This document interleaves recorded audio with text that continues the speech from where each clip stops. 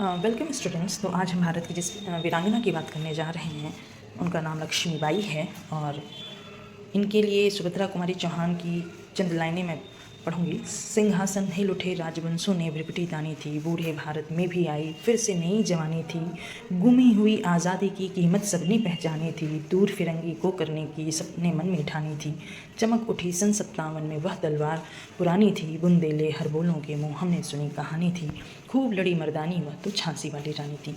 ये लाइनें कहीं ना कहीं बचपन से हम लोग पढ़ते आ रहे हैं और आज भी जब पढ़ते हैं तो हमारे मन में एक उत्साह का, उमंग का प्रवाह करते हैं। अब हम रानी लक्ष्मीबाई के जीवन के बारे में जानेंगे कि उनका जन्म क्या, कहाँ हुआ था, उनका विवाह किससे हुआ और उन्होंने अंग्रेज़ों से किस तरह से अपने साम्राज्य की रक्षा के लिए प्रयत्न किया था। रानी लक्ष्मीबाई को प्यार से मणिकर्णिका और मनु भी बुलाते थे। इनका जो जन्म हुआ था वह 19 नवंबर 1828 को बनारस में हुआ था। इनके पिता का नाम मोरोपंत तांबे और माता का नाम भागीरथी सप्रे था। जब वो 4 साल की थी तभी उनकी माता का निधन हो गया था और उनके पिता बिठूर जिले के पेशवा बाजीराव द्वितीय के लिए काम करते थे। पिता ने ही लक्ष्मीबाई का पालन पोषण किया था। इस दौरान उन्होंने घुड़सवारी, तीरंदाजी, आत्मरक्षा और निशानेबाजी का प्रशिक्षण लिया। वह दोनों हाथों से तलवार चलाने में पारंगत थी। नाना साहब, तात्या टोपे और अजी मुल्ला खान लक्ष्मीबाई के बचपन के सहयोगी थे। 1842 में यानी जब वह 14 साल की थी तभी उनका विवाह झांसी के राजा गंगाधर राव नेवलकर से हो गया था। शादी के बाद उनका नाम लक्ष्मीबाई रखा गया था।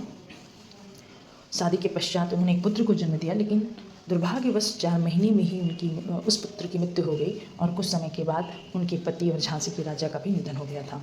दूसरी तरफ जो अंग्रेज़ थे उन्होंने अब झांसी पर कब्जा करने की रणनीति बना ली थी और इस उद्देश्य से ब्रिटिश इंडिया कंपनी के वायसराय डलहौजी ने इस समय का फ़ायदा उठाने की पूरी कोशिश की और उन्होंने रानी पर दबाव बनाना शुरू कर दिया ताकि वह अंग्रेजी हुकूमत के हवाले आ जाए झांसी। रानी लक्ष्मीबाई ने अपने साम्राज्य और प्रजा की रक्षा करने का मन बना लिया था और उन्होंने अपने ही रिश्तेदार के एक बच्चे को अपना दत्तक पुत्र बना लिया जिसका नाम दामोदर था।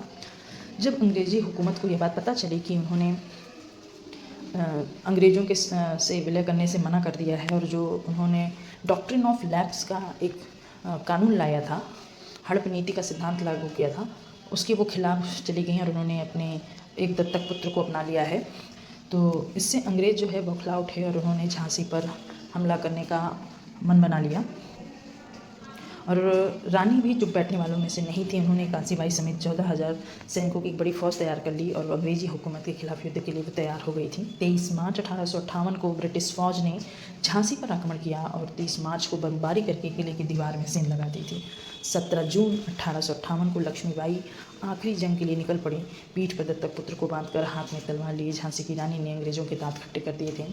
लॉर्ड कैनिंग की रिपोर्ट की माने तो एक सैनिक ने रानी लक्ष्मीबाई को पीछे से गोली मार दी थी तथा दूसरे सैनिक ने उन पर तलवार से हमला करके उनकी हत्या कर दी थी। Thank you so much.